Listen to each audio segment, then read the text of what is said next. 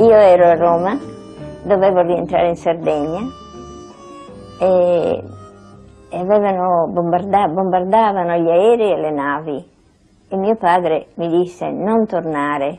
Era un momento in cui si pensava che la guerra stesse per finire e allora mi incaricò di andare a Verona, ma io volevo studiare e quindi andai a Venezia e mi presentai subito all'Accademia, portai i documenti e così entrai. Io avevo 23 anni e Martini era un uomo vitalissimo, era un uomo che per me aveva un grande fascino quando parlava, anche se ciò che diceva non capivo niente. E lui diceva, ti non ti capisci niente, aveva ragione. Però chi lo sa perché? Io non lo so perché, ma io ho immagazzinato tutte le cose che diceva e che ancora oggi mi servono. E per me la sua severità, perché lui non incoraggiava nessuno, non era severo solo con me. E lui pensava che l'arte era di pochi e che bisognava rendere le cose più difficili possibili. Se resistevi, allora forse eri un artista. L'arte non era un oggetto da possedere. Come nel gioco del calcio, la palla è fatta per essere lanciata, non posseduta. E il mio maestro, Arturo Martini, diceva l'arte è come un gioco, ricevi una palla e la butti lontano, e la butti ad altri. La prima volta che mi ha visto ha detto agli altri, cosa ci fa qui la pupa? Qui si fa sul serio. E il qui si fa sul serio me l'ha sempre ripetuto, perché lui era di una generazione che non dava spazio al femminile nell'arte. Ora io allora ero carica di futuro, altrimenti non sarei stata lì, perché stranamente mi sentivo più serena lì che in Sardegna. E qual è la forza che mi ha fatto fare questa scommessa, di essere per 3 anni allieva di Martini, nonostante il suo rifiuto, la sua ironia nei miei confronti, che non mi feriva abbastanza da mandarmi via. Camboso è stato per me quello che più mi ha segnato. Diciamo che i miei grandi maestri sono stati Camboso e Martini, perché con loro sono stata nel momento in cui si formava la mia personalità. E quando ho incontrato Camboso io ero una bambina timidissima, balorda, imbranata, e leggendo poesie io sono diventata disinvolta, felice. La scuola mi piaceva moltissimo. E poi quando io ho ritrovato Camboso sempre nei momenti più difficili della mia vita. Quando sono tornata dopo Martini, dopo la guerra, a Cagliari, io ero un'altra persona. Non avevo più fiducia nella necessità dell'arte. Lo stesso Martini aveva detto, la scultura è finita. Ormai è solo arte per i cimiteri. E non sapevo che fare della mia vita, perché essere tornata dopo 3 anni di angosce della mia famiglia rendeva improponibile qualunque altra partenza. E per me si preparava una vita finalmente normale, dicevano. Ma io ero infelice e mi sono ammalata. Non ero depressa, però dicevo, ma è giusto che io muoia, ho avuto una vita felice finora, ho avuto tanto, ho visto morire tanta gente, perché anch'io non devo morire? Camboso aveva l'unico che avesse fiducia nella mia possibilità dell'arte, nonostante allora tutti pensassero che per una donna l'arte era improponibile. Poi avvenne la morte violenta di mio fratello E allora in qualche maniera mi diceva: la vita è breve, non perdere tempo. E così sono ripartita. E Camboso mi ha dato la spinta.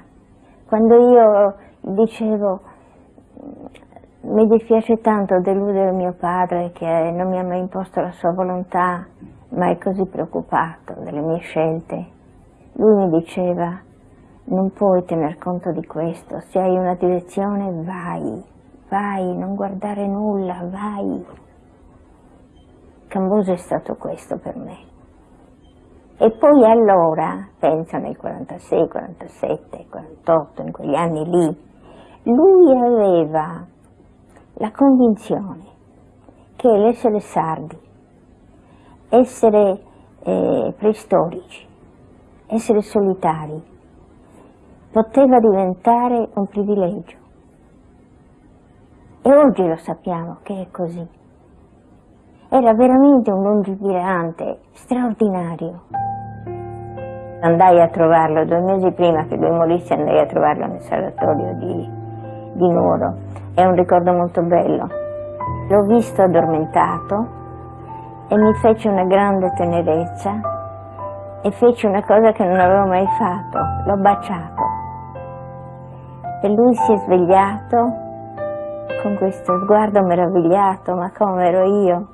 E ci siamo seduti nel giardino dell'ospedale, abbiamo chiacchierato per più d'1 ora e poi ci siamo solo guardati a lungo e non ci siamo detti nulla.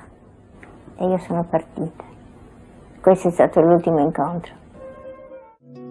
C'è chi nasce con una particolare esigenza di essere fuori dal mondo, di non rispondere a tutte le leggi che governano la società. Scopre lentamente che qualunque affetto gli è proibito e inizialmente si sente condannato. Quando hai capito questo, però, sei salvo.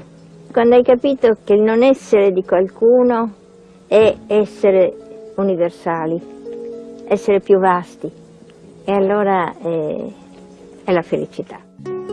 Io già da quando ero bambina avevo bisogno sempre di sfuggire di casa, di scappare di casa, e naturalmente mi si guardava con un'interrogazione: non ti amiamo abbastanza? Perché stai meglio lontana? Perché ti nascondi sempre? Io amavo molto stare sola, nascosta, e mi dicevano: ma cosa fai? E io ascoltavo il silenzio e mi sembrava bellissimo. Però naturalmente mi sentivo diversa, mi sentivo sempre un po' accusata, oppure mi pareva di tradire sempre chi mi amava. E sempre ho avuto il bisogno di creare distanze tra chi mi ama e me. Non sopporto di essere amata più di tanto.